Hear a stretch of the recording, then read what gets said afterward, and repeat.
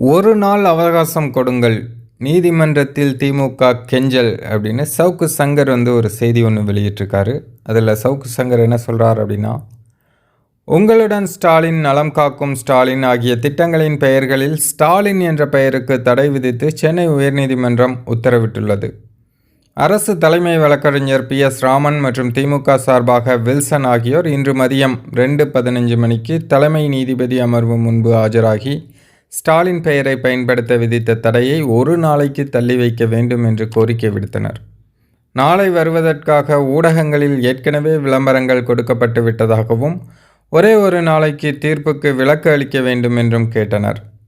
தலைமை நீதிபதி தலைமையிலான அமர்வு வேண்டுமென்றால் உச்சநீதிமன்றத்தில் முறையீடு செய்து கொள்ளுங்கள் என்று கூறி வழக்கை 13/8/2025க்கு ஒத்திவைத்தனர் அப்படிங்கிற செய்தியை தான் இப்போது சவுக்கு சங்கர் வெளியிட்டிருக்காரு.